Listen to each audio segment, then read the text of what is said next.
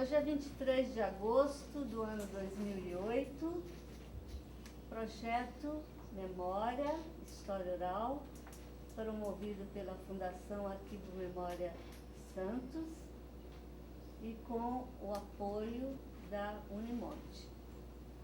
Nós estamos hoje com a equipe, as professoras Débora e Cris da Unimonte, dando apoio na parte da filmagem, né? E nós vamos hoje fazer algumas perguntas e a senhora vai nos responder. A convidada nossa é a dona Edith Pires Gonçalves Dias. E quem está falando aqui é a historiadora responsável pelo curso, Sônia Maria de Freitas. E esses são os alunos que estão participando desse curso, né? Obrigada mais uma vez pela presença e estar aqui para contar um pouco da sua experiência de vida.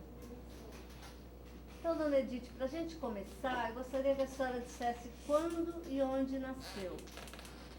Eu nasci em São Paulo no dia 6 de julho de 1919.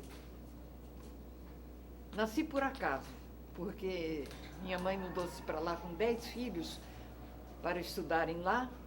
E então nasci eu e meu irmão acima de mim em São Paulo. Mas graças a Deus eu recebi o título de cidadã santista em 12 de outubro de 1988 e tenho duas cidadanias, amo as duas cidades, a que me serviu de berço e a que me fez o que eu sou. O que seus pais faziam em São Paulo? Não, foi minha mãe que foi com os 10 filhos, porque, sabe, nas primeiras décadas do século passado, não havia muitos colégios, né? Então, os meus irmãos foram estudar no Mackenzie e as irmãs no Colégio Stafford. E quando elas terminaram o curso lá, é que a mamãe voltou para Santos, aí eu já voltei com 1 ano. E seu pai fazia o quê? Meu pai era comissário de café. Ele era sócio da firma Rodrigues Alves e Companhia. Diga o nome dele. Francisco da Costa Pires. Inclusive, aquela avenida que separa Santos de São Vicente, lá na zona noroeste, tem o seu nome. Que ele foi assim um cidadão bastante dedicado à cidade, benemérito de várias instituições. Quanto tempo a senhora morou em São Paulo? Eu vim para cá com 1 ano e meio. E seus irmãos continuaram estudando em São Paulo? Não, foi quando eles terminaram que vieram para... Mamãe veio para Santos com eles. Queria que a senhora contasse um pouco da origem dos seus pais. Olha, meus avós eram portugueses, de ambas as partes, do que eu tenho muito orgulho, porque eu admiro muito o povo português. E meus pais casaram muito cedo. Mamãe tinha 16 anos e papai 17. Eram duas, a bem dizer, duas crianças quando se casaram. E tiveram 13 filhos, apenas uma não se criou. Assim mesmo, por um acidente, ela caiu numa escada e a babá que estava com ela não contou nada para a mamãe, fez ela dormir. E nós sabemos que não pode dormir depois de uma queda, né, batendo com a cabeça. E ela teve meningite naquele tempo. Isso foi em 1910. Os recursos ainda eram poucos da medicina e ela veio a falecer. Mas ela conseguiu criar os 12, todos com muita saúde. Todos têm morrido assim depois de 80 anos. A senhora disse que os seus avós eram portugueses. Eram portugueses. Queria que a senhora falasse um pouco mais de que lugar. Os pais de papai eram de Lisboa. E eles vieram para o Brasil com o sonho de se estabelecerem aqui em Santos. Ele era alfaiate. Mas quando o navio passou por Santos, havia uma epidemia de febre amarela, não deixaram desembarcar. Então eles foram descer em Porto Alegre. Por esse motivo, meu pai nasceu em Porto Alegre. Ele era gaúcho, mas ele tinha um amor louco a São Paulo, porque veio com 10 anos aqui para Santos e se criou aqui, se fez aqui. foi um exemplo de vida, porque ele teve uma origem muito humilde e eu considero que ele foi um grande cidadão. Então, sabe que ano chegou o seu avô no Brasil? Meu pai nasceu em 79, ele deve ter vindo mais ou menos em 82, por aí. Porque quando meu avô morreu, meu pai já estava com 10 anos. E ele teve de trabalhar para ajudar a minha avó, porque meu avô era alfaiate. E um professor que ficou devendo 5 fraques, imagine, que dava-se aula de fraque, ficou devendo, prontificou-se a dar aula para os seus filhos, né? E minha avó aceitou. Então, o papai teve uma base assim, ele não pôde ter grandes estudos, mas ele escrevia tão bem, ele escrevia no jornal A Tribuna, um observador imparcial, que era o pseudônimo dele. Escrevia muito sobre o café, que foi sempre a paixão da vida dele, né? Mas eu o considero um grande exemplo de vida, porque quando ele perdeu o pai com 10 anos, ele foi trabalhar num bar para lavar copos e xícaras. E o pessoal que ia tomar café lá ficou tão encantado com aquele menino tão educado, prestativo. Ele foi convidado por essa firma que fechou, acho que há uns 2 anos, Ferreira de Souza e Companhia, ali atrás da prefeitura. Ele foi trabalhar lá, imagine que ele dormia na loja, no sótão da loja, e os fregueses, vendo que ele era um menino muito esperto, emprestavam livros para ele, que ele lia de noite, às 9 horas fechava a loja, e ele ficava lendo à luz de lampião. Eu acho que ele sabia mais do que os 12 filhos que são todos formados, porque ele tinha uma capacidade de assimilação das coisas, uma coisa extraordinária. E nesse interim, ele foi conhecendo o pessoal da Rua 15, o pessoal do café, e logo ele foi trabalhar numa firma de café, e com 17 anos ele já casou com a minha mãe, né? Porque ele se fez muito rapidamente. Mas a paixão dele era o café. Ele foi comissário, foi fazendeiro. Que ano que ele chegou em Santos? Eu acredito que ele tenha chegado em Santos mais ou menos em 1882, por aí, 85, por aí. Eu não tenho certeza do... E eles foram morar numa casa no local onde hoje encontra-se a Prefeitura de Santos. Tinha um correr de casas, ali que eles foram morar. Ele veio no momento que o café estava se despontando, né? Do auge, né? Da grande produção, Ele tornou-se um grande comissário de café. Ele era sócio da firma Rodrigues Alves e Companhia. Lamentavelmente veio o craque da Bolsa de Nova York, que fez com que muitos negociantes de café tivessem perdido, né? E ele era um grande proprietário. Eu, por exemplo, me criei na Pinacoteca Benedito Calixto.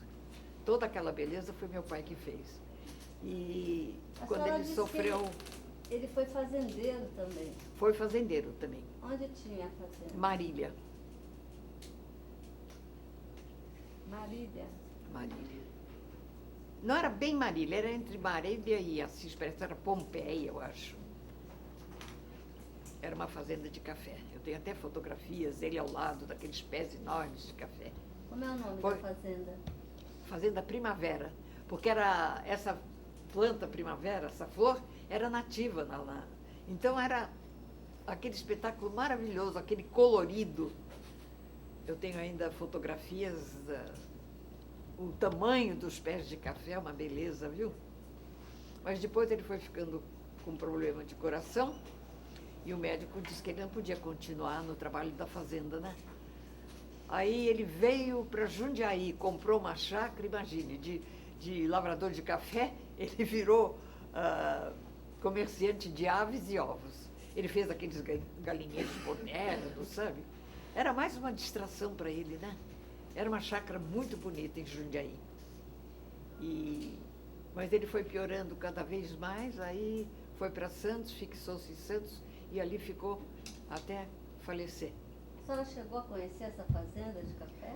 Conheci. Fui uma vez só lá, porque eu tinha os filhos pequenos, era mais difícil. E foi naquele tempo da guerra, da Segunda Guerra, que o caminhão da fazenda teve de adaptar o gasogênio, prejudicou muito o negócio dele, né? O transporte do café. E a mão de obra da fazenda?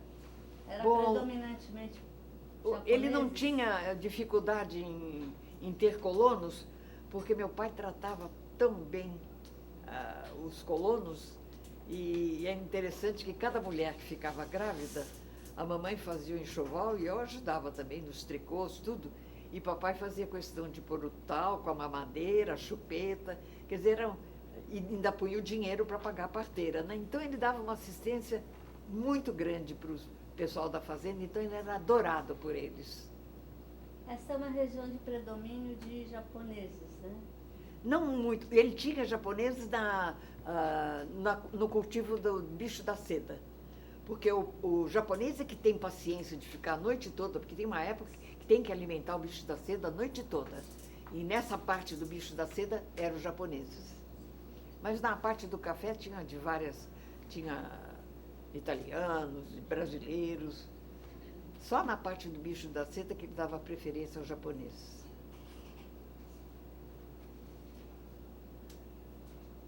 E, ao mesmo tempo, manteve uma casa para exportação, uma casa comissária. Teve uma comissária, que era Rodrigues Alves e Companhia, né?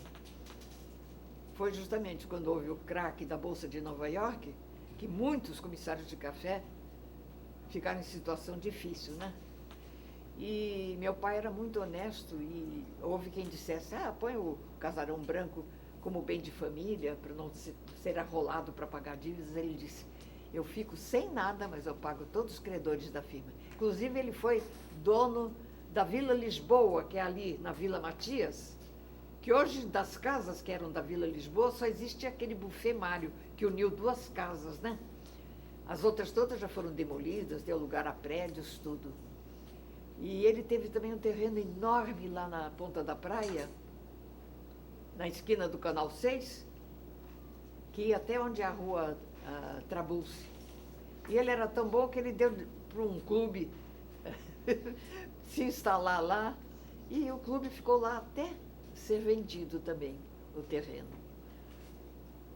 Mas teve uma propriedade também em São Bernardo do Campo, Santo André, eu não sei bem se é São Bernardo ou Santo André. Ele que iniciou a Vila Pires, que hoje, até hoje, é Vila Pires. Ele comprou uma grande gleba de terra e dividiu em lotes. E bem no centro ele construiu uma chácara para nós. Eu era pequena, né? Nos fins de semana nós íamos para lá. O que era exatamente essa Vila Lisboa? Vila Lisboa era um conjunto de casas, todas iguais, de duas em duas geminadas assim, que pegavam um pedaço da Lucas Fortunato, né? Aquela rua. E até ali a esquina onde fizeram aquele sindicato, e até ali. Quem construiu a primeira garagem da Dé Moreira foi meu pai. Depois foi evoluindo, foi tudo mudando, né? Foram destruindo as casas para fazer outras construções. Eram casas de aluguel. Eram casas de aluguel. E tem um particular aí. Meu pai era muito caridoso, então toda viúva ia morar na Vila Lisboa porque não pagava aluguel. Até eu tive um amigo que, quando era menino, trabalhava numa imobiliária que tomava conta dessa. E ele, quando voltava saía com os recibos, quando voltava, ele dizia assim, coitado do seu Pires, ninguém pagou aluguel. Mas ele investiu lá em cima, eu acredito, viu? Não faz mal que ele tenha perdido aqui embaixo. O importante é investir. Dona Edith, por favor, Maria Tereza de Itanhaém, conte-nos sobre como seu pai construiu o Casarão Branco e as suas lembranças mais importantes. Olha, o Casarão Branco 2 vezes foi do meu pai. A primeira vez eu não era nascida ainda. Foi em 1910. Em 1910 é que ele comprou a primeira vez, que quem construiu aquela casa foi um alemão. Mas a mulher dele ficou muito doente e ele resolveu voltar para a Alemanha. E fez um negócio com meu pai, como diz assim, porteira fechada. Só tiraram os objetos pessoais, roupas, deixaram móveis, cortinas, tapetes, louças, tudo. Até hoje ainda anda por aí com os meus irmãos algumas louças que pertenceram ao alemão. E eles moraram lá até 1914, quando minha mãe foi para São Paulo. E ele vendeu para o Asilo de Inválidos, que tinha sido fundado há uns 2 anos, e ele se instalou lá, mas depois eles construíram lá no Orquidário. Então, quando o papai voltou, em 1921, a mãe voltou para Santos, papai foi procurado se ele queria recomprar pelos mesmos 150 contos de réis que ele tinha vendido para o asilo. E papai recomprou a casa, só que ela só aproveitou as paredes. E ela era uma casa assim quadradona, toda aquela beleza, aquele terraço, jardim de inverno, entradinha de carro, tudo foi feito na reforma que ele fez, que durou de 21 a 23. E quem mobiliou a casa toda foi Nicásio Costilas e Filho, que foram os marceneiros melhores que existiam naquela época. Nossos móveis, ainda hoje eu tenho um pedaço de um móvel na minha casa, está meio distribuído pela família, né? Mas tem quando vocês forem lá na Pinacoteca, a Mari ali que conhece, tem uma montra que foi da sala do meu pai, estilo Luís XVI, com minha coleção de xícaras, 130 xícaras. E eu doei lá para a Pinacoteca, que aquilo fala da minha vida naquela casa, né? Tem uma Joana d'Arc também. Eu, como sou a caçula, foi a que ficou com menos coisas. E fiquei também com uma toalha riquíssima, feita por freiras italianas, que serviu em todos os casamentos. Como o último foi o meu, eu fiquei com a toalha. E agora eu mandei fazer uma mesa com tampo de vidro, toda fechada, e vai lá para a Pinacoteca, porque é uma toalha que ninguém pode usar hoje. Primeiro que ela é enorme, oval, enorme, e muito difícil de ser lavada, de filê, de linho bordado. Então vai ficar lá como memória da minha família, né? Inclusive eu vou pôr um livro das noivas, que meu pai deu para minha mãe, acho que uns 2 meses antes de casado. Foi escrito pela Júlia Lopes de Almeida, que era casado com o Filipe de Almeida, que era a mãe da Margarida Lopes de Almeida, essa grande declamadora. Vocês aqui são jovens, não conheceram, mas foi a maior declamadora, acho que do mundo.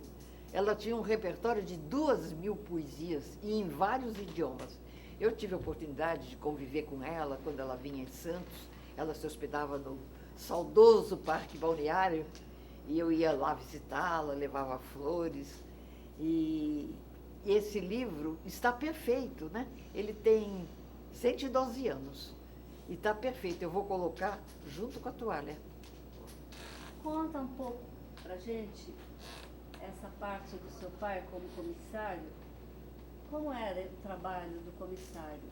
A senhora acompanhou de perto, conviveu com ele? O comissário de café hoje desapareceu porque vão comprar direto nas fazendas, né? Havia os corretores de café que traziam as amostras de café para os comissários adquiriam e eles é que vendiam então para o estrangeiro, né? Era um negócio assim. Quer dizer, a Rua 15 mudou muito, né? Não existe mais esse negócio que impulsionava a cidade, que era negócio do café, né? E eles se concentravam em que lugar da cidade? Na Rua 15? Papai teve escritório na Rua 15 e teve depois, ultimamente, era gerente da Sociedade Anônima Levi, que era na Rua do Comércio. Dona Edith, a senhora era muito jovem, mas você tem lembrança do problema que foi o crack, né, de Nova York? Eu tenho muita lembrança, porque eu sempre fui, desde pequena, muito perspicaz, viu? E eu notei que começaram a suprimir gastos na nossa casa, né? Nós tínhamos 10 empregados, tivemos que suprimir empregados, e eu me adaptei àquela situação. Eu me sinto muito feliz de nunca ter sido uma filha exigente, nada.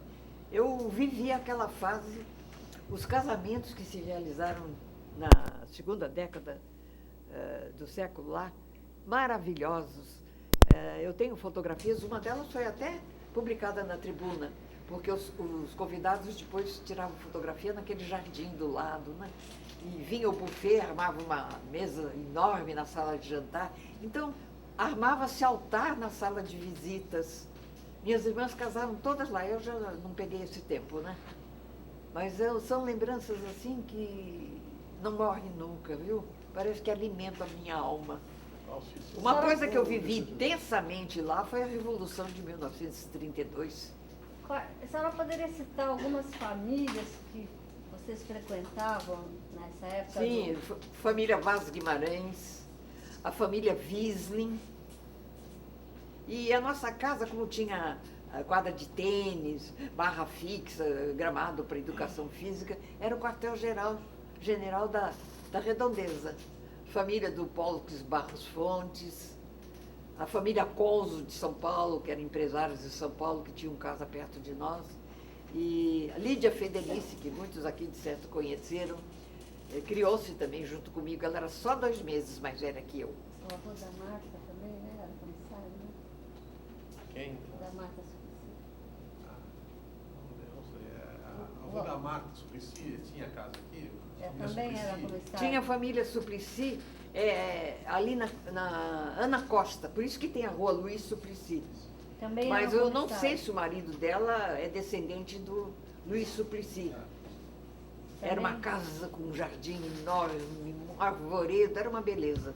E ali onde estão os bombeiros, era a família Simonsi, também uma família muito conceituada. Então, no meu livro Santos de Ontem, vocês podem encontrar na livraria Martins Fontes, eu recomendo que compre, porque eu dei a renda toda para a causa. E graças a Deus tem dado bastante. Eu falo muito em Santos Antigo, inclusive os costumes. Eu começo falando dos partos em casa, dos batizados, dos namoros, dos noivados, com aquele ritual todo cerimonioso, né? E falo também dos pioneirismos de Santos, falo em alguns clubes que me falam ao coração, como o Internacional de Regatas, o Clube 15, e falo também muito dos bairros. Tem um capítulo que eu falo da Revolução Constitucionalista, que eu vivi intensamente. Imagina, eu tinha 12 anos, me puseram 2 agulhas na mão e um novelo de lã, eu fiz cachecol para soldado. E foram 4 irmãos para a frente de batalha e 3 cunhados. De maneira que o sofrimento na minha família foi muito grande. Inclusive, um dos meus irmãos foi preso e foi para Ilha Grande. E nós não sabíamos se ele estava vivo ou morto, não tínhamos notícia, né? E foi muito engraçado, que nós pensávamos que ele ia chegar magrinho aqui, né? Quando ele chegou, ele estava 2 vezes o que ele tinha ido. Porque ele fez amizade com um vendeiro lá da Ilha Grande e ele todo dia comia uma lata de leite condensado. Então ele tornou-se gordo até morrer, viu? Mas eu vivi intensamente de 30 eu também tinha bastante ideia, inclusive foi muito triste aqui em Santos, quando terminou a Revolução de 1930, os vândalos que sempre existiram, eles vieram ali pela Conselheiro Neves, ali na esquina da Gota de Leite, era a casa do Dr. João Carvalhal Filho do Galeão Carvalhal, que tem aquela rua, né? Sabe que eles depredaram a casa, incendiaram, a filha dele estava com o enxoval pronto, eles jogavam pela janela. E tem gente que guarda até hoje talheres com as letras deles. E saíram de lá e iam para a praia porque queriam derrubar atacar a casa dos Pires. Mas meu pai nunca foi político, nunca se envolveu em política. E felizmente, eu não sei se a família toda, a mamãe pôs todo mundo lá no oratório rezando, eles passaram e não atacaram a nossa casa. Mas eu vivi bastante essa revolução e a de 32, então, muito mais, né? Onde essa elite santista se reunia? Lá em casa nos reunimos muito, né? Naquele tempo, o clube mais afamado era o Clube 15, e eu me lembro que eu era menina pequena, eu já pronta para dormir, com os trajes da noite, eu ficava esperando meus irmãos e minhas irmãs saírem para o baile do Clube 15, todos atrás de rigor, né? Isso eu lembro bem mesmo. O Clube 15 é o clube social mais antigo do Brasil. E eu vivi muito essa fase, né, naquele tempo. E meu pai, por exemplo, foi presidente do Clube Internacional de Regatas 2 vezes. Então eu tenho um carinho muito grande pelo Internacional. Até ano passado deu-se uma coisa muito... que me emocionou muito. Eu mandei uma carta para o presidente, porque eu sou assim, sabe? No momento que aquilo explode, eu tenho que passar para o papel. E sabe que ele leu de noite, durante o baile, a minha carta, para que todos tomassem conhecimento? E estava presente o meu médico, o doutor Alex Carneiro. Ele chegou em casa no dia seguinte, telefonou para mim e disse: ai, me senti tão orgulhoso de ser seu amigo. Essas coisas fazem o encanto da vida, viu? Eu sou assim, bastante romântica, bastante sensível e não me arrependo de ser assim. Como era a vida de uma moça, filha de uma elite, de uma família, né, com posses naquela época? Não, sabe que os noivados, por exemplo, os noivos não ficavam sozinhos, não. Então, o acompanhante que ficava ali, de vela na mão, chamavam de elefante. E eu fui elefante porque entre eu e as minhas irmãs, as 6 irmãs, tinham 3 homens. De maneira que eu era a que tinha melhores condições de servir de elefante. Então tinha um escritório do papai com um sofá de pena muito gostoso, uma beleza o escritório. Os noivos sentavam lá e lá estava a Edith na poltrona lá tomando conta dos noivos. Eu casei em 39, pois eu não fui escolher os móveis para o meu casamento sozinha, teve que ir uma irmã comigo, quer dizer, os costumes eram muito rígidos, mas eu acho que a gente era tão feliz, viu? E era uma sociedade fechada, não, dona Edith? Havia assim era pouca, a população de Santos ainda era muito pequena, de maneira que não havia muitas sociedades. Por exemplo, o Caiçara Clube, que infelizmente também quase que acabou, né? Perdeu toda aquela... Ele nasceu de uma dissidência do pessoal do Clube 15. O Tênis Clube é bem mais novo que o Clube 15, mas também já tem, eu acho que tem bem uns 80 anos ou mais, viu? Não, acho que mais, até porque eu estou com... talvez uns 80 anos. Então eram poucos os clubes. Depois foi crescendo, né? E o Clube 15, não resta dúvida, é o clube do meu coração. Dona Edith, eu queria fazer uma pergunta. A senhora falou agora, nesse momento, que nessa época a senhora era mais feliz, que talvez fossem mais felizes as pessoas. Como é que a senhora poderia lembrar alguma coisa, por que seria mais feliz do que hoje? Eu acho, olha, eu não sei até se alguém teve oportunidade de ver uma carta minha que saiu dia 9 na Tribuna do Leitor, por causa de um artigo que saiu na Tribuna Livre, de uma advogada, chamando os idosos de chatos, egoístas, solitários, e que mais para diante eles vão ficando perturbados, ficam, dementes ou gagás, e que hoje estamos vivendo mais, porque a medicina está muito adiantada. Os geriatras são de uma dedicação enorme. Eu tenho um médico, por exemplo, o doutor Renato Santos Freitas, que me acompanha há 13 anos. Eu tomo medicação preventiva, eu não tenho problema nenhum, graças a Deus. Então as pessoas estão vivendo mais. Outro dia eu peguei o jornal e vi um lavrador japonês que morreu com 107 anos. Então ela disse que os idosos estão se tornando um entrave para a sociedade. E que chega de falar que o meu tempo era melhor. Aí eu contestei, eu disse para ela, o meu tempo era melhor.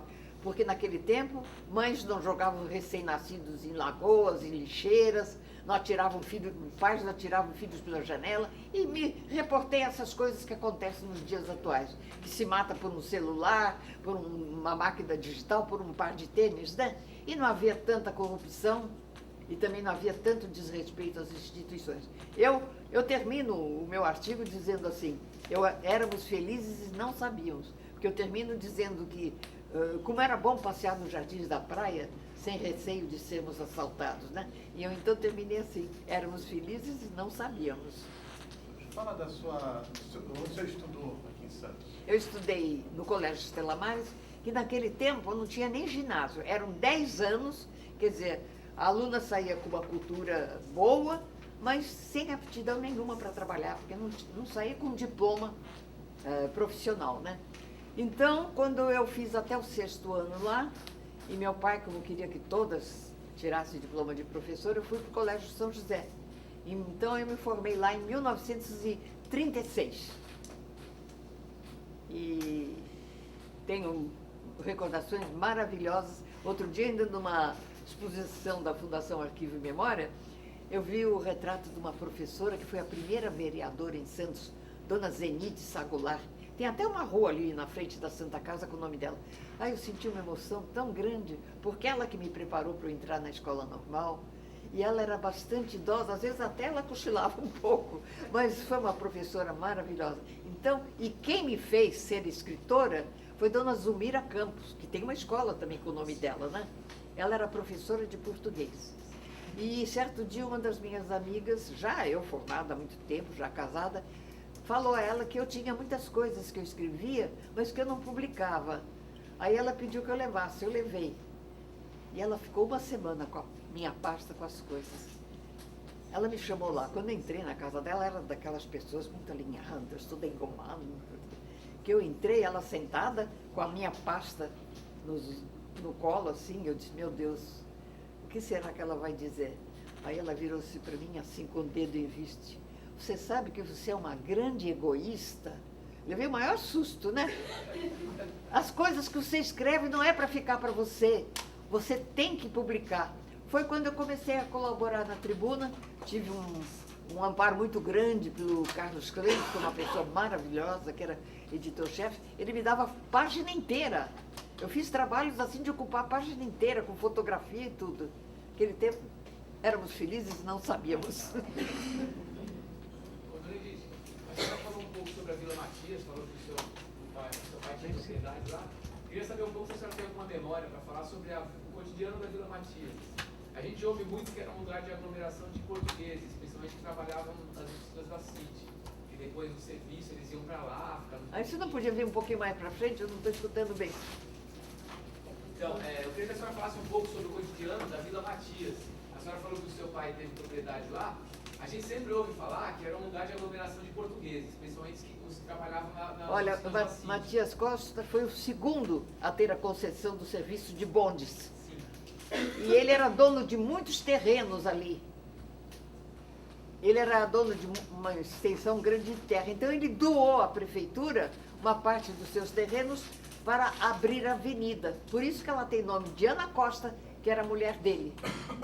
E os bondinhos de burro funcionaram até 1909.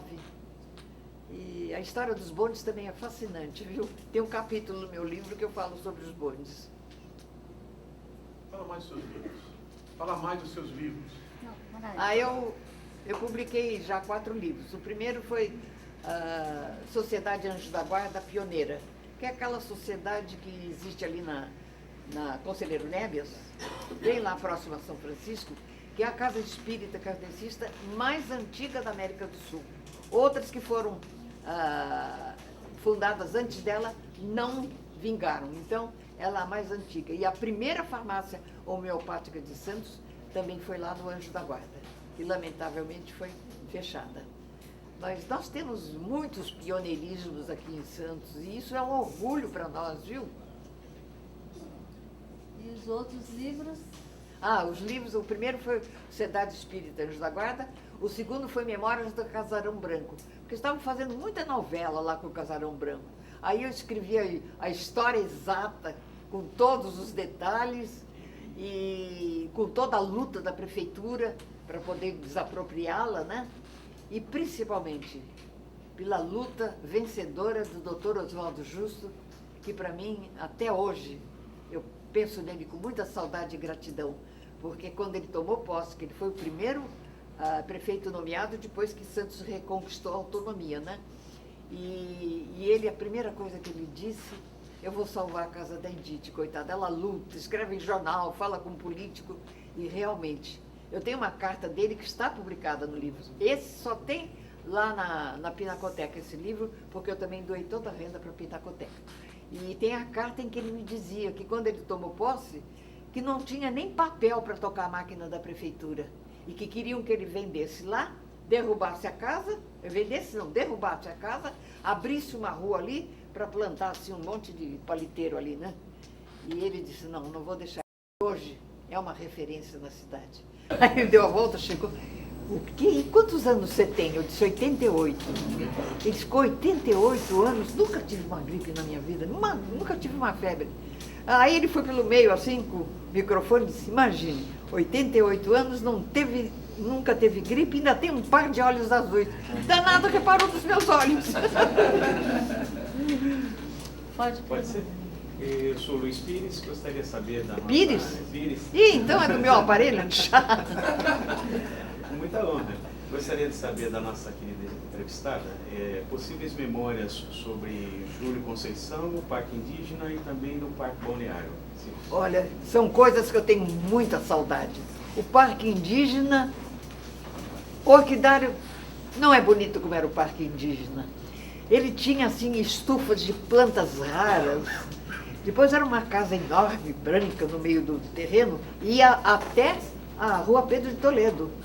Foi justamente dos fundos da sua casa que abriram a Rua Arthur Assis, né? E eu adorava ir lá. Mas ele levou anos colecionando plantas e tinha uns bancos feitos de ossos de baleia. Era, assim, uma coisa pitoresca, viu? Romântica.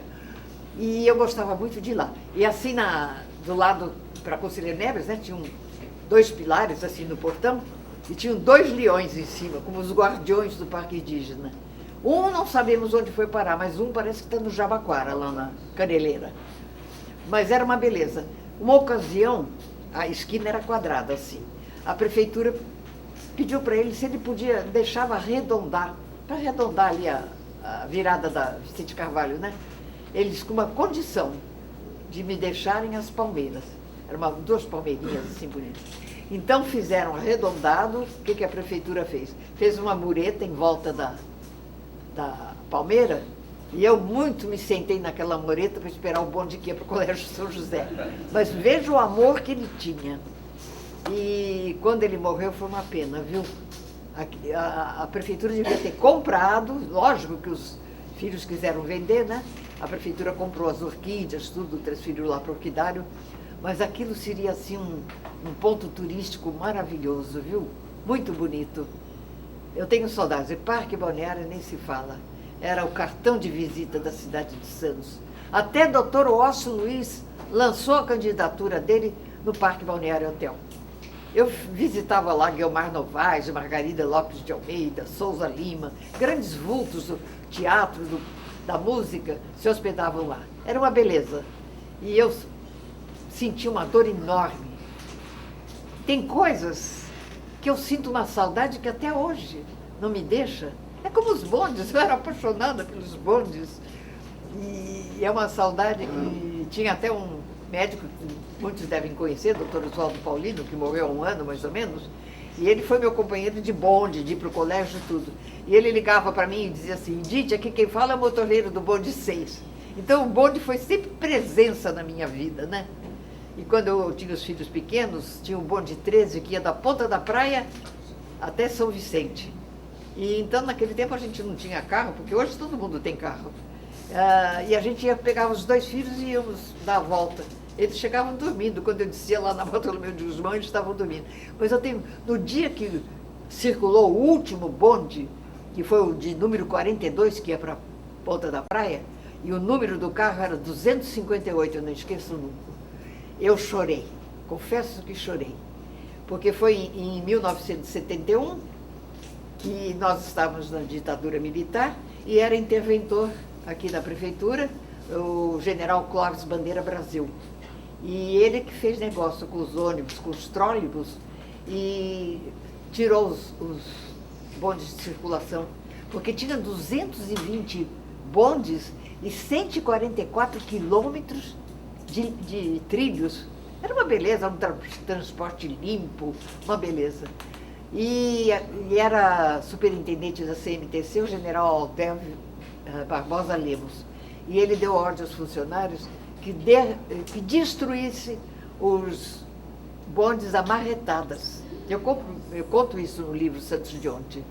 E salvaram 2, né? Que é aquele que está na Praça Independência, na Praça das bandeiras e o que circula lá pela cidade, né? Outro dia eu fui com meu filho lá para andar e tem um senhor velhinho, ele já não guia mais, né? Mas ele deve regular quase comigo. E aí eu falei para ele, vai ver que eu viajei muito no seu bonde, viu?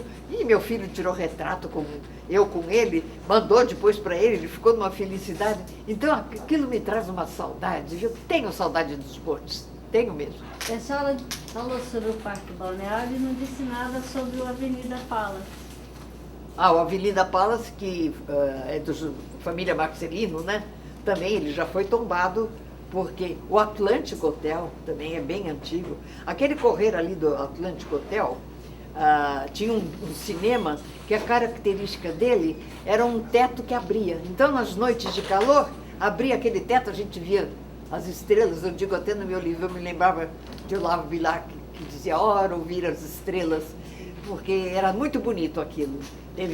O que matou o Parque Balneário e o Atlântico foi fechar o jogo, né? Porque o pessoal que se hospedava no Parque Balneário era o pessoal que gostava de jogar.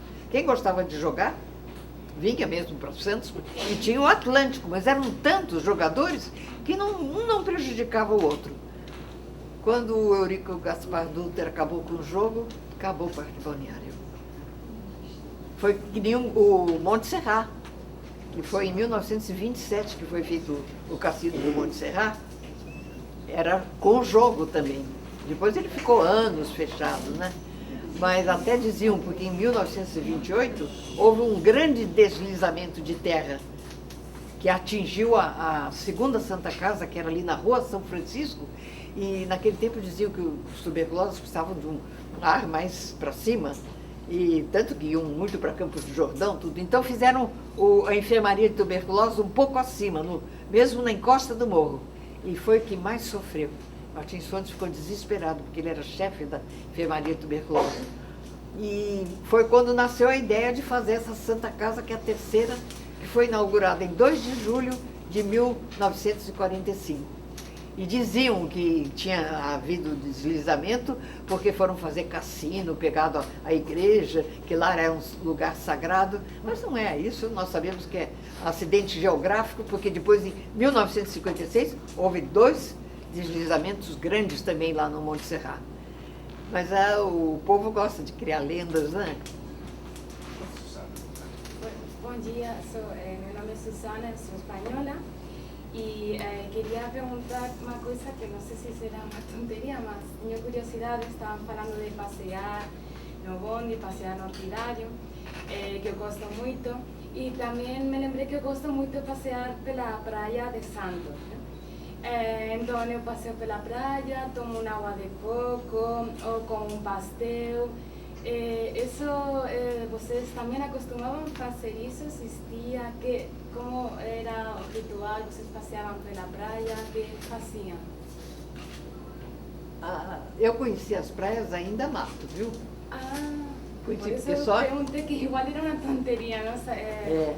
Então eu conheci, havia muito aquele mato que chamam carrapicho. Então, nós, crianças, gostávamos de cortar e jogar na roupa dos outros, porque aquilo grudava. Eram umas brincadeiras tão inocentes, né? Mas a praia, mesmo na sua... a praia primitiva, ela sempre foi muito bonita. Só que quando não tinha um jardim, as águas chegavam a ver até na avenida, viu? Subiam muito. Depois que criaram o jardim, com a altura, tudo, elas foram recuando, né? Mas sempre foram bonitas. Ou seja, que a água de coco e tudo isso é uma coisa nova, na realidade. Tomar água de coco, comer um pastel pela rua. Eu achava que isso tinha anos de tradição. Não, sempre ouvi isso de vender pastel na praia. E tinha uma coisa, antigamente, ali no Gonzaga, tinham cabines que alugavam roupas de banho. Então as pessoas vinham, às vezes do interior ou da cidade, e alugavam, trocavam a roupa ali, e chamava-se a sereia, que era pegada, vocês conheceram, que há pouco tempo fechou a balneária. A balneária também, eu tinha uma namora, eu fui muito amiga de um dos donos da balneária, senti, quando fechou Ferreira de Souza, a balneária, o Lausanne, a tecelagem francesa, a Casa 61. Ai, que saudades que me dá, viu? O ruim de ficar idosa é isso, viu? É um saudosismo sem fim. Mas naquela época não se bebia mais a garapa do que o coco? Água de Mais coco? garapa. O bonde 13 ia até a Biquinha, e ali numa rua que vai dar na Biquinha, tinha uma garapa especial. Então nós descíamos, íamos tomar a garapa e esperávamos o outro bonde 13 que vinha. Bom dia, eu gostaria de saber uma coisa. A senhora falou que a Segunda Guerra Mundial, a questão do combustível afetou a produção das fazendas e tal. Eu gostaria de saber de que forma a Segunda Guerra Mundial afetou o cotidiano da cidade de Santos. Mudou Não, alguma afetou coisa? muito, né? Até tem um particular interessante. Eu morava na Avenida Bartolomeu de Gusmão, na esquina da Rua Sampaio Moreira, onde fizeram aquele edifício Paineiras. Tudo aquilo era... A casa não era minha, eu estava começando a vida, mas tinha um tio que gostava muito de mim e era fazendeiro. Ele e minha tia pouco vinham a Santos, me convidou para ir morar na casa deles. Eu já tinha o primeiro filho, a segunda nasceu lá, e eu fui morar. Eles me deram a casa com 3 empregados, eu só pagava a pajem. E dava um dinheirinho para ajudar na despesa, quer dizer, foi para quem estava iniciando a vida, foi muito bom. Mas ali foi que aconteceu, justamente em 45, que minha filha nasceu, que foi a Grande Guerra, a Segunda Grande Guerra. A minha casa, a nossa casa lá, era muito cheia de vitrais, esses vitrais coloridos, como tem na Pinacoteca. Eu tive de comprar metros de pano preto e cobrir todos, porque não podia aparecer nenhuma luz. Que havia, os bondes circulavam com as cortinas abaixadas, porque não podia haver nenhuma luz assim que aparecesse, porque eles tinham medo que viesse um submarino alemão e chegasse aqui na frente e atacasse a cidade, né? E para mim foi um período muito triste, porque meu marido trabalhava na Secretaria da Fazenda e ele era escalado para trabalhar de noite lá no cais. Eu morria de medo que acontecesse qualquer coisa. Foi um período muito sofrido, viu? E outra coisa também, dona Edith, nessa época, os imigrantes dos países dos eixos, né, os alemães, os italianos, os japoneses, foram convidados a se retirar daqui. Ainda outro dia, eu sou do MAF, né, Movimento de Arregimentação Feminina, e eu tive de falar sobre a imigração japonesa. E eu citei isso, que quando foi uma injustiça que fizeram para eles, muitos já estavam habituados aqui em Santos, tiveram que ir para o interior, né?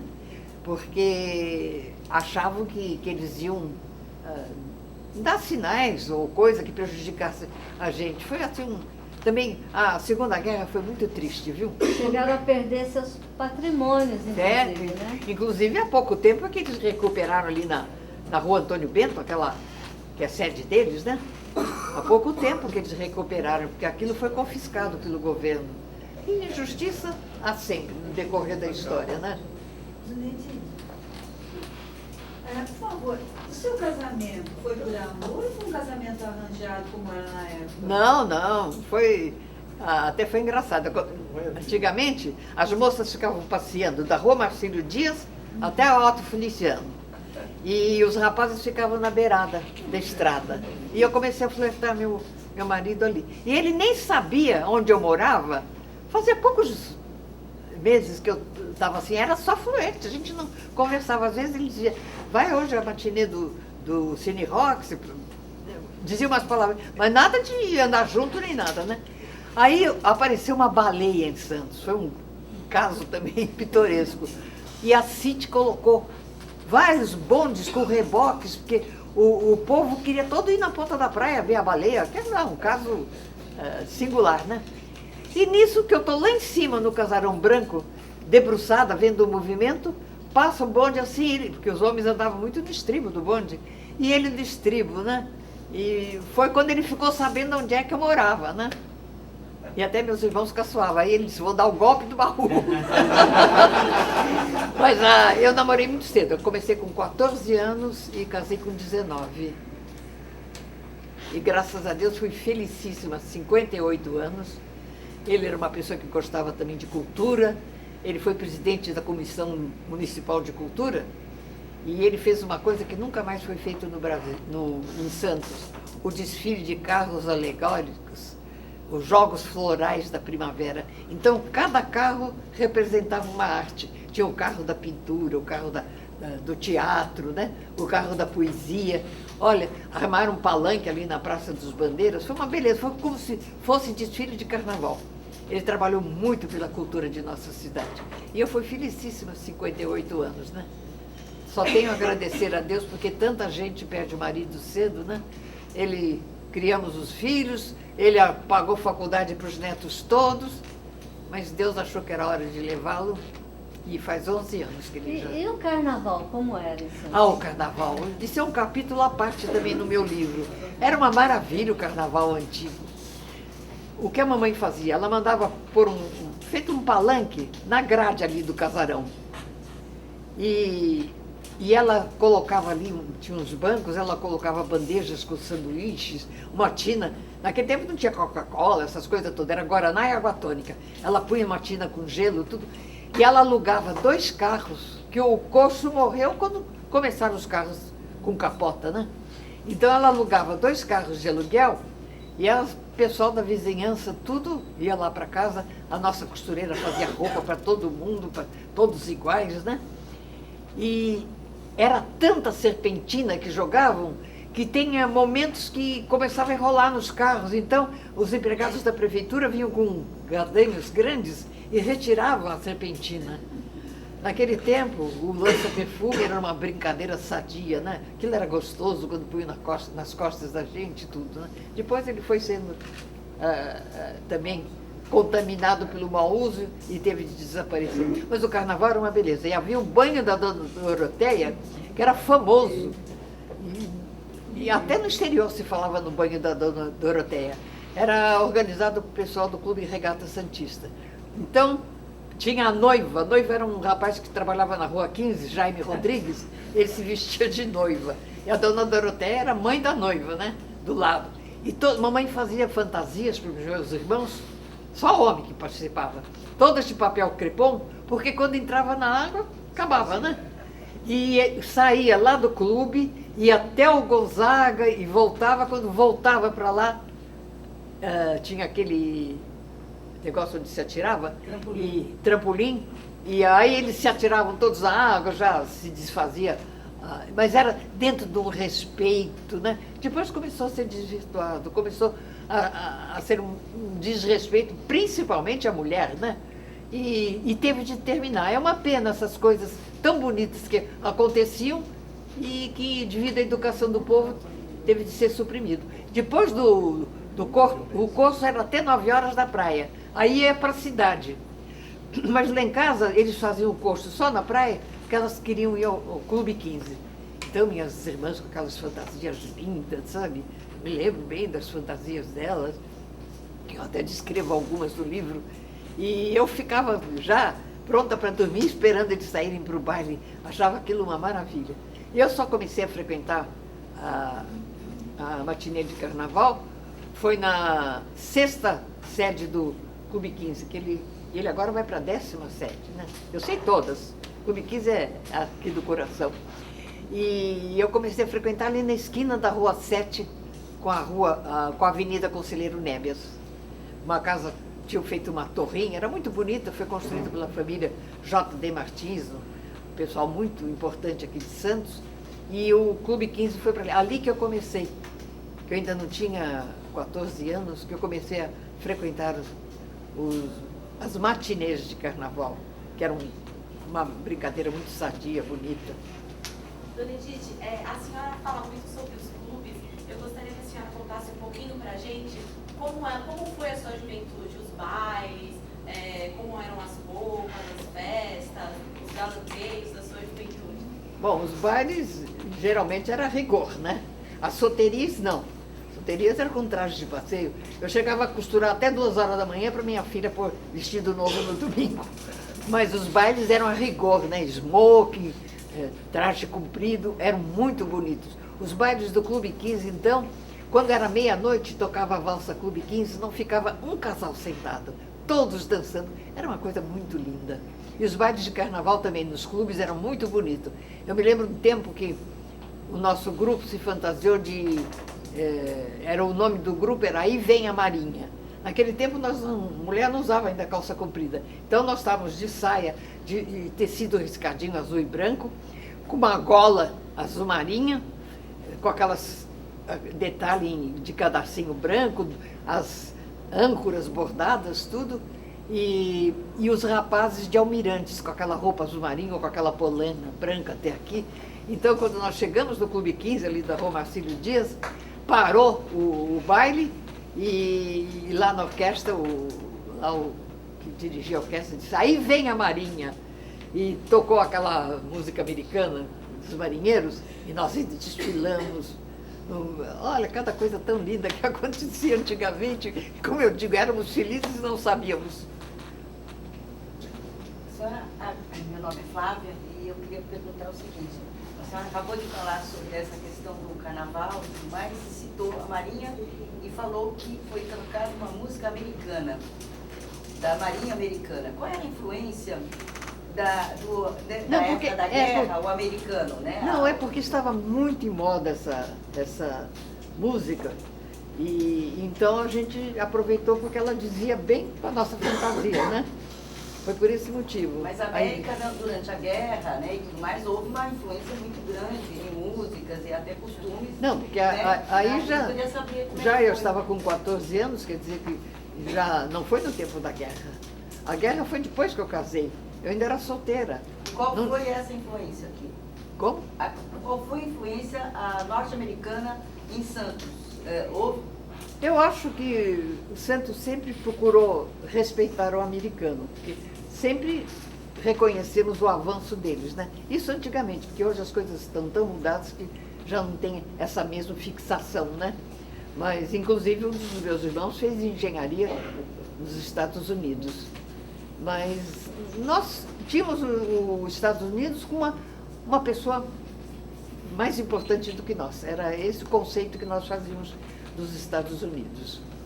E politicamente, como é que era? Como é que a senhora Não, naquele iniciou? tempo eu não acompanhava muito a política, né? De maneira que eu não sei dizer exatamente qual era a posição. Mas eu acho que não havia qualquer animosidade entre a gente, não. Mas politicamente aqui na cidade, como é que era o movimento? Fora a guerra, como é que era? Não, o movimento era pacífico, normal. Não havia, assim, qualquer rivalidade com os países estrangeiros. Nunca houve. E todo estrangeiro que vinha para Santos era bem recebido, né? Recebido de braços abertos. Quantos se fizeram aqui, se tornaram empresários, grandes empresários. Não havia, então, rivalidade nem entre a colônia portuguesa e espanhola, por exemplo? Não, porque eles são também gêmeos quase, né? E eu não notei nunca que houvesse rivalidade. Eu acho que cada um se realizou dentro daquilo que eles gostavam, né? E onde eles moravam na cidade? Esses estrangeiros, os portugueses, espanhóis? Ah, mais pro lado da cidade, né? Mais pro lado da cidade. No morro? Porque no morro, até há pouco tempo desmancharam uma casa que eu também era... Nossa, era uma coisa que eu admirava. Foi um fabricante de telhas, ele construiu a casa, as paredes com telhas. Lá do Museu de Arte Sacra a gente via. Outro dia, a última vez que eu fui no museu, que eu sou conselheira lá, eu disse, ué, cadê a casa das telhas? Ah, desmancharam. Eu achei que era uma coisa até para ser tombada, viu? Porque retratava uma época, uma coisa que foi vivida há tantos anos, né? Mas cada uma dessas colônias construiu seus clubes, as suas Sim, associações. o Centro Português, aquele lá da cidade, que é uma arquitetura, Art Nouveau, uma beleza, né? Ele agora está um pouco estragado, coitado. Ele foi um dos prédios mais admirados de Santos, foi o Centro Português. E tinha o Centro Espanhol, que era naquela rua Eduardo Ferreira. Teve um tempo que eu tocava acordeão e fui tocar lá numa audição, lá perto do Paquetá. Depois é que eles construíram aqui na costa, né? Eles começavam mais na cidade. E era muito forte a presença imigrante na cidade, não é? Muito, muito. Principalmente o português, né? Português tem assim um laço muito grande com o brasileiro, né? Haja visto na minha família que dos dois lados minhas costelas são portuguesas. Depois o italiano também veio para São Paulo, se tornaram grandes empresários. Meu pai dizia que ele conheceu um Matarazzo vendendo toicinho num carrinho de mão assim na cidade. Depois ele tornou-se uma das maiores fortunas de São Paulo. Porque o estrangeiro, ele é persistente, né? Ele é persistente. E quantos que nasceram simples e se tornaram grandes empresários aqui em Santos. Também não havia a concorrência que há hoje. Hoje é muito difícil a pessoa se fazer, né? Há muita concorrência, a vida foi se tornando muito difícil, os problemas aumentaram, mas antigamente era mais fácil da pessoa se realizar. Mas havia relação entre essas famílias tradicionais com essas colônias de imigrantes? Havia. Sempre Socialmente. os descendentes dos portugueses mantinham um relacionamento muito sadio com os portugueses que aqui chegavam, da mesma forma os espanhóis, né? O seu marido, por exemplo, era de que origem? Não, o meu sogro era aí, caiçara, era aí de uma praia. E a minha sogra era de Resende. Ele não tem estrangeiro, não tinha estrangeiro na família dele. Eram já brasileiros mesmo. Mas não havia, então, preconceito com relação Não. aos estrangeiros? Eu não sei, eu acho que antigamente os sentimentos das pessoas eram mais positivos, viu? Não havia essa animosidade que existe hoje, esse espírito de concorrência, né? Havia, assim, parece que todos aprendiam pela mesma cartilha. Porque não havia, hoje é tão difícil a pessoa se fazer, porque há uma pressão de uns contra os outros. Não, que a gente imagina que havia uma elite pequena e fechada, que relacionava entre si. Não, o que acontecia com os portugueses que ficavam em melhor situação, eles ajudavam aqueles mais humildes. Sempre houve esse apoio dos maiores para os menores. Mesmo espanhóis acontecia a mesma coisa. Quer falar aí? Você é que está, por favor. Vem para frente, por favor, para frente. Bom dia, dona Edith. A senhora fala sempre que costurava, né? A senhora está sempre falando que costurava para os seus filhos. Vem mais para cá que eu não estou ouvindo. A Eu senhora- falo muito alto. A senhora fala sempre que costurava, a sua mãe, a senhora. Eu queria saber se existia um comércio local, assim, vestiário. A senhora podia comprar roupa pronta ou era tudo sob encomenda? Inclusive sapatos, assim, Não, era sob medida. Não existiam confecções. Por exemplo, o meu enxoval, eu comprei as fazendas da Casa das Novidades, que tinha fazendas estrangeiras, rendas estrangeiras, e foi feito no Instituto Escolástica Rosa. Aliás, uma maravilha o que elas trabalhavam. Não havia confecção. Nós tínhamos costureira 23 anos. Em casa ela fazia roupa de cama, a mamãe comprava lotes de linho, né? Fazia roupa de cama, fazia camisa, pijama para os homens e roupa para nós mulheres. Não havia essa confecção, essa facilidade. Haja visto que vê as grandes tecelagens que nós tínhamos aqui, todas fecharam, Casa das Novidades, tecelagem francesa, Lausanne, porque poucas pessoas adquirem tecido para mandar fazer roupa, porque é tão fácil entrar numa loja e comprar tudo pronto, né? Muito mais fácil e menos dispendioso também. Nós tivemos casas de comércio maravilhosas, de objetos de presente. Lá na Rua do Comércio houve uma casa chamada Casa Pedro dos Santos, que ela tinha louças, cristais, pratas, tudo estrangeiro. E até tem um caso interessante, na Revolução de 32, que o pessoal do café já estava em situação ruim, meu pai, apaixonado pela Revolução, nós demos todas as joias, mamãe abriu o cofre e deu tudo, até correntinha de criança, anelzinho, tudo para o ouro, para o bem de São Paulo. E como o papai não tinha dinheiro para poder ajudar a Revolução, porque a firma estava em situação ruim, ele pegou o que nós tínhamos melhor lá no Casarão Branco, pratas, sévres, galés, tapetes persas, e montou uma vitrine lá na Casa Pedro dos Santos para ser vendido em benefício da Revolução. Mas todo mundo estava sem dinheiro naquela época, voltou tudo para a nossa casa, inclusive tem algumas peças ainda. A senhora a sua família teve muitos funcionários, né? A senhora agora mesmo falou que tinha costureira, 20 anos em casa costurando. Quais os nomes? Ainda tem contato com esses ex-funcionários, com a família deles? Ah, não, acho que já nem existe mais, né? Porque você vê, eu estou com quase 90 anos, eu tinha, quando eu morava lá, era menina, nunca mais. Teve uma que era minha pajem, de vez em quando ia me visitar, acho que até já morreu. E tinha um jardineiro que, mesmo depois de eu casada, ele trabalhou na minha casa, ele era meio corcunda, ele trabalhou muito tempo naquela Vila dos Pássaros que tinha na Conselheiro Nébios. Depois, quando eu construí a minha casa, ele ia aos sábados fazer o meu jardim, lá na ponta da praia. Ele deve ter morrido também, ele era corcundinha. Mas o que respeito que eles tinham, nossa, com a gente, que beleza.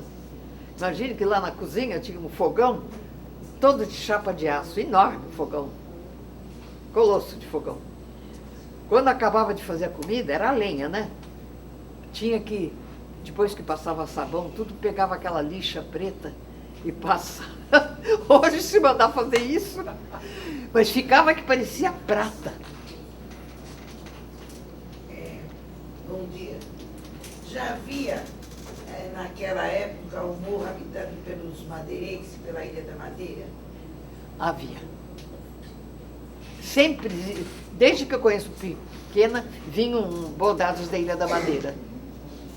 Agora, a toalha de casamento que serviu em todos os casamentos foi feita da Itália, por freiras italianas. Ela tem o oval, porque a mesa do papai era enorme, oval, né? De linho branco, com bordado richelieu, e é um desenho que marca os lugares das pessoas. Depois tem uma barra assim de filé, tudo feito à mão pelas freiras italianas.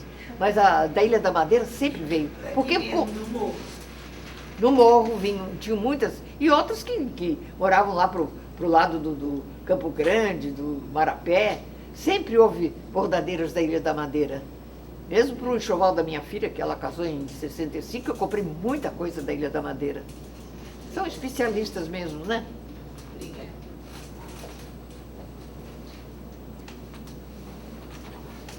Dona Edith, é o seguinte, pode parecer até um detalhe, um simples detalhe, mas você é apaixonada por Martins Fontes. Eu aprecio muito também a obra de Martins Fontes, Poeta do Mar. E uma das coisas que... É o poeta das flores. Das flores, desculpa. O poeta do mar é Vicente Carvalho. Ah, desculpa. E uma das coisas que nós estamos observando é como a senhora tem acompanhado essas coisas todas que se fazem a respeito do poeta, que a senhora tanto admira. Eu pesquisei, para chegar ao ponto que eu cheguei, de conhecer a vida dele, eu pesquisei muito. Eu ia para Humanitária, aliás, lá tem muitos livros que pertenceram ao pai dele, que quando o pai dele morreu em 1928, ele doou para a Humanitária, a biblioteca do pai, que era imensa. E tem até uma carta lá na parede, que ele oferece para o José Abelardo Monteiro de Barros, que era o presidente, ele oferece a biblioteca do seu pai. Então eu ia para lá, e lá é muito bem organizado. Eu disse, eu quero pesquisar a vida de Martins Fontes. E assim eu fui indo, lendo daqui um pouco, dali, e sabe quando a paixão remove montanhas. E só aquela poesia dele, Como é Bom Ser Bom, que tornou-se lema de vida, né? De maneira que ele é conhecido como o poeta das flores e Vicente Carvalho, o poeta do mar. Perguntinha. Então, só para complementar, a senhora conhece aquele senhor? Tem um senhor que sempre coloca um cravo no busto do Martins Fontes na praia, né? Tem um senhor que sempre, todo dia... Ah, conheço. Aquele senhor é português, mas ele não conheceu Martins Fontes. Ele não conheceu, mas ele... Não sei se é de outras vidas. Ele tem uma devoção a Martins Fontes. Ele vai de bicicleta lá no busto de Martins Fontes e coloca o cravo vermelho. A Romaria dos Cravos Vermelhos também é muito bonita. Todos os anos nós fazemos a Semana Martins Fontes, que graças ao vereador Braz Antunes, nós agora temos oficializada a Semana Martins Fontes. Nós temos programação a semana toda. Então, dá para mim. Edith, Uma pergunta mais modernosa. Como foi a chegada da televisão na sua família? Como é que vocês assimilaram? Ah, isso é uma pergunta interessante. Foi em 1953 que eu construí uma casa na Ponta da Praia e ainda não havia, as poucas pessoas que tinham a televisão é que alguém trazia da Europa. E um amigo nosso dos Estados Unidos, René Eliezer, que outro dia eu falei para ele, você lembra que você trouxe uma televisão para nós? Ele não lembrava, mas eu não esqueço, não.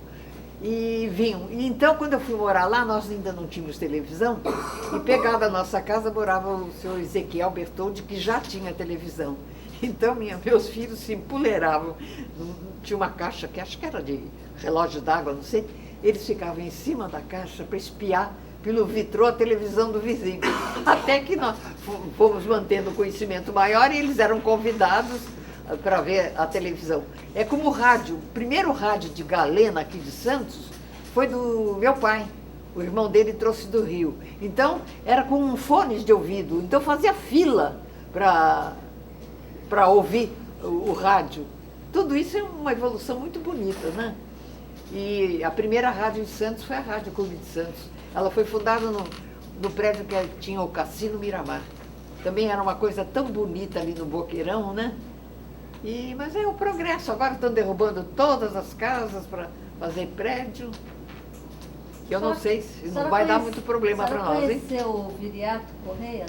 Hã? Ela conheceu o Viriato Correia? O Paulo Viriato Correia? O velho Viriato.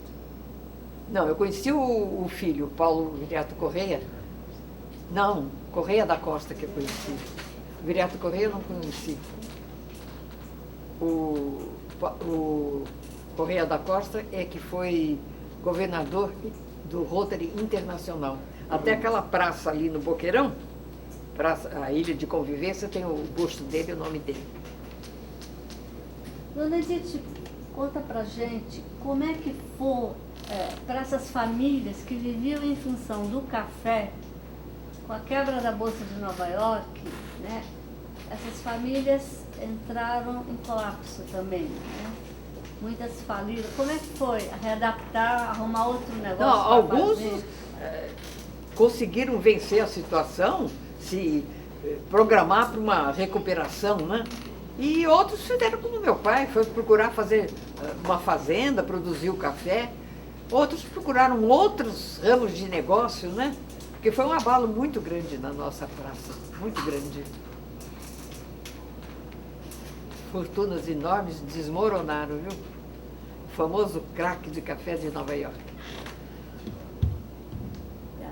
Afetou profundamente a cidade. Muito, a economia muito, da cidade afetou muito. Que vivia em função do café, né? É.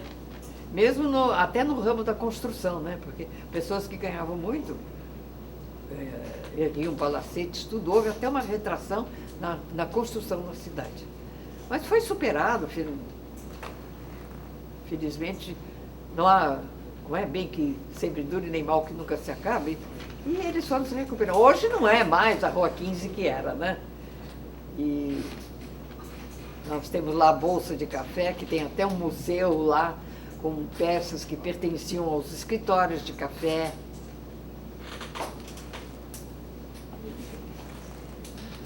E como é que a senhora foi acompanhando essa decadência, esse abandono dessa Santos antiga que a senhora conheceu? Não resta dúvida que eu acompanhei com tristeza, porque tanta coisa bonita que nós tínhamos, e que o progresso é uma picareta, ele vai destruindo tudo, né? Talvez o que eu tenho mais saudade mesmo é dos bondes, viu? Adorava os bondes. E aquilo era muito bonito. E a gente tem que se adaptar, né? A gente tem que Hoje, antigamente, por exemplo, na minha família, todos sentavam na hora da mesa das refeições. Agora não, porque vão para a praia, os meus netos vão para a praia, quando volta põe o prato no micro-ondas, quer dizer, essas facilidades criaram novos costumes, né? Mas que era muito bonita a família ao redor da mesa, era. E a senhora, enquanto uma memorialista da cidade de Santos, né, que eu a considero assim, como vê esse movimento que está vendo renascimento, né? Essa preocupação em resgatar a memória, eu reconstruir, acho restaurar alguns prédios, as linhas de bonde. Como é que a senhora vê esse movimento que tem havido na cidade? Eu acho muito positivo, é um resgate da nossa história, né? Ver esse projeto Alegra Centro, que está recuperando os prédios da cidade. A Estação São Paulo Reino ficou uma beleza lá no Valongo, né? Quer dizer, que são monumentos de arquitetura que precisam ser preservados. Eu vejo com muito carinho e com muita admiração tudo que está sendo recuperado. E a maior tristeza para mim, quando eu vou para a cidade, que vejo aquelas casas caindo aos pedaços. Ai, que judiação. Tem casas que estão nascendo árvore lá em cima, né? Completamente abandonadas. É muito triste isso. A senhora acha que é de maneira importante? Que eu vejo esse programa Alegra Centro com uma simpatia muito grande. E essa coisa desses bondes que vieram do exterior, da Itália, para nós, vão ser colocados, por isso que estão ampliando, né? E há ideia até de trazer até a praia. Quer dizer, isso é uma reconstituição do passado, né? Boa tarde. Boa tarde. A senhora assistiu a algum espetáculo no Teatro Guarani e no Teatro Coliseu? E como Não. é que era? O Teatro Guarani eu não cheguei a frequentar, porque era lá mais longe, distante do Teatro Coliseu. Eu frequentei. A primeira vez que eu fui no Teatro Coliseu foi quando acabou a Revolução de 32 e houve um comício, bem dizer, lá.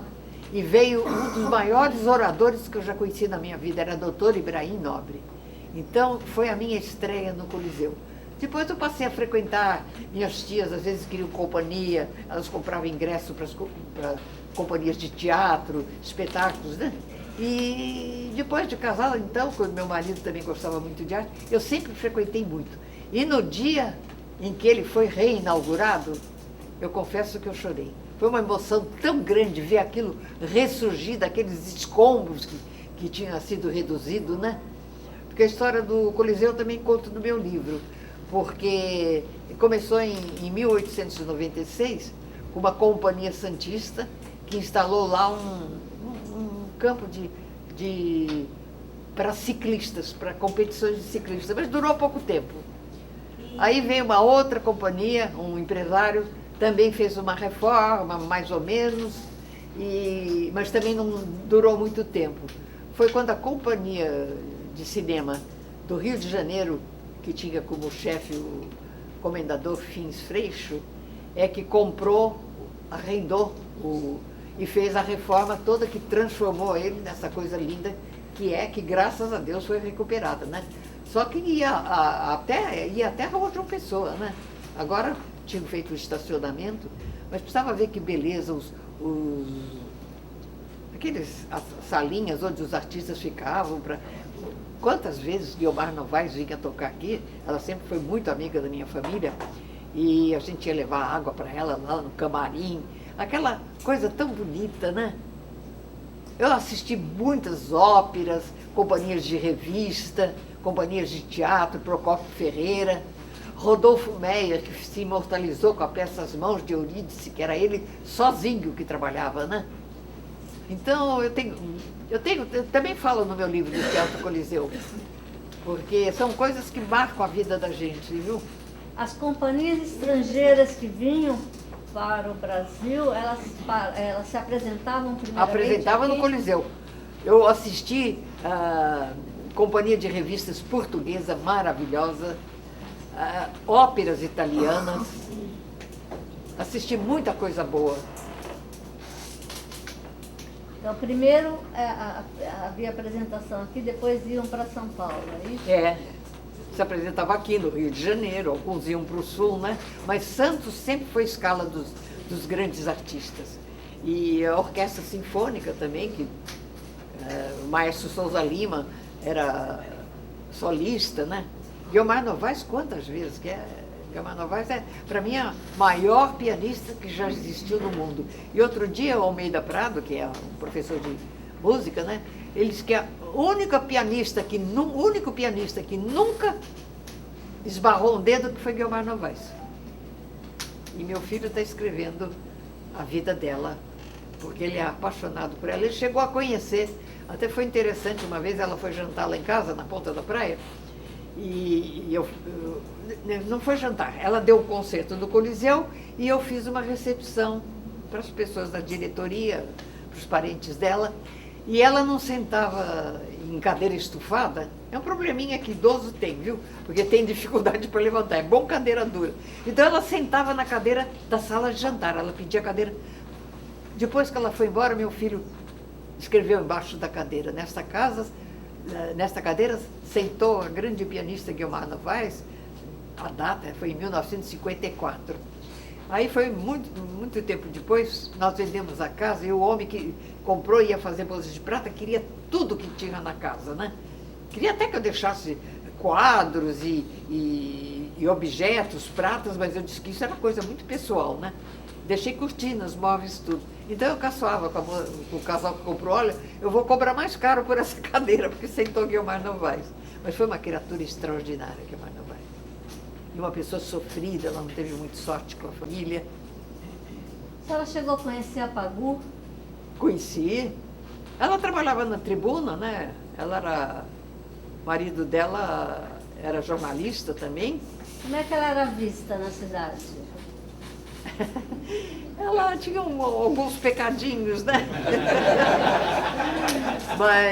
mas ela era muito inteligente, né? E ela teve lá uns casos complicados na vida dela, né? Mas isso não afeta a grande inteligência que ela tinha, né? Nós até ganhamos lá pro Instituto Cultural muitas coisas de Pagu que eram inéditas. Porque esse rapaz que comprou lá aquela casa, ele é muito dedicado à arte, essas coisas, ele é antiquário. E as pessoas dão as coisas para ele, porque sabe que lá vai ficar eternamente, né? Eu já disse, daqui a 100 anos, meus, sei lá, tataranetos, sei lá o quê, vão chegar lá, vão saber: esse retrato aí era a minha bisavó. Eu sou conservadora, viu? Eu acho que a gente tem que preservar tudo que representa a tradição numa cidade. E eu fico feliz porque agora está havendo um movimento nesse sentido, né? De trazermos para o presente um passado tão glorioso que nós tivemos em nossa cidade. Dona Edith, não havia universidade aqui na cidade. As pessoas tinham que ir para fora. Tinham que ir para fora. No máximo, a pessoa se tornava uma normalista. Não havia nenhuma faculdade aqui em Santos. Quem queria estudar direito ia lá para o Largo São Francisco, né? Quem queria estudar medicina ia para o Rio de Janeiro. Martins Fontes foi para o Rio de Janeiro, porque não havia. Foi o início mesmo de universidades aqui, eu acho que foi mais ou menos a Lusíadas. E depois o Santa Cecília, que era um pequeno colégio na Rua Rodrigues Alves. Aí o Milton Teixeira comprou o Colégio Monte Serrat, que era no Oswaldo Cruz, que era um colégio assim. Como cresceu aquilo, né? Ele está tomando conta do Boqueirão inteiro. Então eu ainda dizia para o rapaz que me trouxe: eu disse, Santos está se tornando uma cidade universitária, né? Hoje ninguém precisa sair de Santos para estudar. Inclusive vem muita gente de fora estudar em Santos, né? Pessoas que moram no interior, tudo escolhem Santos, onde a qualidade de vida é muito boa, é uma vida menos cansativa, né? Porque São Paulo, a gente sabe que a vida está muito difícil. O trânsito lá está caótico. Outro dia eu vi na televisão um rapaz que fez um estudo aí, ele disse que quando chegar em 2019, não vai mais poder andar ninguém na rua. Não há espaço para se locomover os carros. Porque é verdade, olha, por exemplo, nós morávamos no Casarão, nós tínhamos um carro com um motorista, levava meu pai, voltava, levava a gente para o colégio, e se minhas irmãs queriam ir na cidade. Né? Hoje, fez 18 anos, tem um carro. Esses prédios todos que estão lançando, tudo com 4 garagens. Quer dizer, como é que vai ficar o nosso trânsito? É uma coisa que nos preocupa muito. Aliás, esse crescimento muito grande da cidade é preocupante. Anteontem saiu um artigo muito bom na Tribuna, da Neiva Pavese. É uma moça bastante inteligente, ela é poetisa também. E ela diz que esses prédios enormes, as estacas agora tem que ter 54 metros, né? Que não acontecer como aconteceu lá na praia, que está tudo assim tombado. e vai sendo destruído o lençol freático. Isso pode vir nos prejudicar futuramente. E eu vejo como será saneamento, esgoto, né? Como será o trânsito, né? A água, com esse crescimento vertiginoso da cidade. Eu não vou estar aqui para ver, né? Mas é preocupante mesmo. E a Escolástica Rosa, o que era? A Escolástica Rosa é uma história muito linda, viu? O João Otávio dos Santos, que tem aquela, na praia de frente tem lá a estátua dele, ele era padrinho da minha mãe. Ele era filho de uma senhora muito simples, que lavava roupa para fora, tudo. E ela teve um caso aí com uma pessoa muito importante e teve esse filho. E ele, como era estudioso, se esforçou demais para aprender as coisas e teve uma felicidade muito grande num tempo em que o comércio era muito primitivo, muito, né? Ele começava a levar coisas do Brasil para a Argentina e trazia da Argentina para o Brasil. Com isso ele foi enriquecendo, tornou-se um dos maiores proprietários de Santos. E como ele não tinha descendentes, ele fez o testamento dela, deixando como testamenteiro Júlio Conceição, que toda a fortuna dele, que ele deixava, ele queria que fosse entregue para a Santa Casa, com a condição de construir uma escola para meninos pobres, uma escola profissionalizante. Quer dizer, como ele já havia sido muito pobre, mas ele teve a felicidade de estudar contabilidade, e naquele tempo não havia quase contadores, e ele ganhou muito dinheiro a ponto de poder comerciar esses objetos, né? E ele queria que essas crianças saíssem dali com uma profissão. Então era para dar hospedagem, serem internados, e até hoje ainda tem máquinas lá da oficina gráfica, porque tinha de tudo ali. Mas até quem construiu o Escolástica Rosa foi esse grande engenheiro, Ramos de Azevedo, que fez o Teatro Municipal em São Paulo. Mas o Júlio Conceição foi tão cuidadoso, ele como testamenteiro, que ele não vendeu nenhuma propriedade. Com a renda da propriedade, ele foi construindo a Escolástica Rosa. E todo mundo achava que estava demorando, né? Mas é porque ele não queria vender nenhuma propriedade. Mas depois, eu não sei o que aconteceu, que em 1933, a Santa Casa passou o colégio para o governo do Estado. E aí foi tudo se modificando, né? Porque nós tivemos, por exemplo, vocês todos aqui conhecem a Mobilarte, que é uma casa de móveis muito conhecida. O Felipe Mobilis estudou lá no Escolástica Rosa. Nós tivemos aqui uma grande estilista, que também estudou lá, a Celeste Cabral, e vários, Walter Carvalho, que trabalha numa gráfica, também ele aprendeu lá. Quer dizer, formou muitas pessoas para saírem dali ganhando a vida, né? Então, muita gente não se conforma. Outro dia eu ainda fiz parte aqui de uma reunião no escritório do Paulo Alexandre Barbosa, um grupo que quer ver se consegue, eu acho que não vamos conseguir, restabelecer esse trabalho de ter uma parte da escola para meninos pobres. Isso seria muito bom, porque tiraria essas crianças da rua, né? De ficarem aí na ociosidade, para saírem dali com um ofício para poderem ganhar vida. Eu acho uma causa nobre, mas não sei se nós vamos conseguir. Mais alguma pergunta? Está acabando. Getúlio Vargas. A senhora viu o Getúlio Vargas? Ele esteve em Santos diversas vezes. Faz favor. Getúlio Vargas. A senhora viu o Getúlio Vargas? Ele esteve em Santos. Esteve. Eu estava no Colégio São José, ficamos horas, coitadas nós, com o uniforme, com flor na mão, assim, esperando ele passar. Ele atrasou pra caramba, viu? E nós ali cansadas debaixo daquele sol. No tempo que eu estava no Colégio São José. Pode fazer? Nós sabemos, assim, escutando a história, que a elite vivia no centro da cidade, né? Aí você e a sua família foram lá para a praia. Porque o que eu escuto falar é que só as pessoas que eram doentes, como você fez aquela referência que a esposa do alemão era muito doente, depois ela foi voltaram para a Alemanha. Como era isso? Era realmente, a elite era toda no centro da cidade? Porque a cidade a cidade iniciou-se no centro, ali ao redor do Hotel de Santa Catarina, ali a Praça Mauá, tudo eram residências. Aí começou a ficar saturado de terrenos, né? Então, por que chama Vila Nova?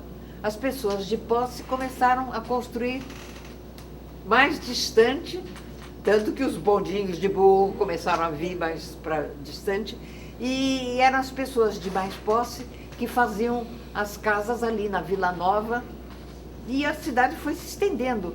O interesse da prefeitura era tão grande que se construísse, que quem construísse na Avenida Conselheiro Neber, a prefeitura dava 5 anos de isenção de imposto, tudo para estimular o crescimento da cidade. Eu acho que deve ter sido muito gostoso viver nessa época, viu? Assistir esse crescimento, esse entusiasmo pelas coisas, assim como eu sou hoje, entusiasmada.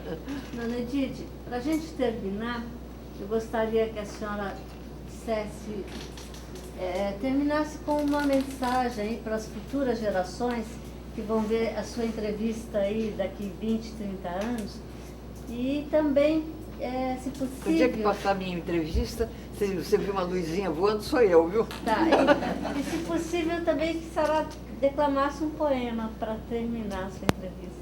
Olha, o que eu digo aos jovens é que vale a pena estudar, que vale a pena estudar, que vale a pena estudar, 3 vezes estudar. Lutar pelo progresso de uma cidade é muito bonito, mas também é muito bonito saber conservar as suas tradições. Porque o que faz a grandeza de um povo, de uma cidade, é a sua cultura, aquilo que ela amealhou ao longo do tempo, né? E eu fico muito feliz quando eu vejo jovens assim entusiasmados com o estudo, organizando trabalhos, tudo, porque são os jovens os responsáveis pelo crescimento do nosso país. Hoje que nós vemos tanta coisa desagradável, o que eu desejo à juventude de hoje é que eles possam mudar o panorama do nosso Brasil. E para encerrar, como você pediu uma poesia, eu vou encerrar com as palavras que Martins Fontes, que é a mais bela declaração de amor que eu já vi na minha vida.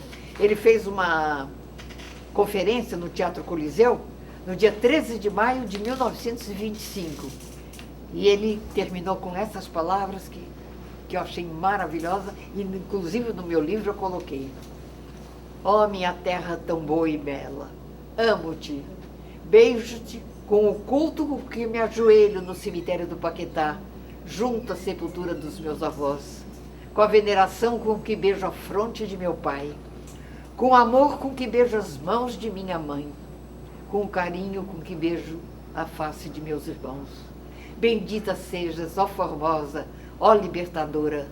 Tenho a certeza que estás contente de mim, porque se a tua nobreza me orgulha, o fervor do meu afeto te consola. Deste-me a vida, dou-te a flor do meu ser. Em ti flori, em ti repousarei. Sonho integrar-me no teu solo, desfazer-me na tua terra, desabrochar nas tuas rosas, ser tu mesma, pelo calor, pela seiva nutriz, pelo poder da luz, pela magia da matéria. Bendita sejas tu, cheia de glória, bendita sejas tu, cheia de graça.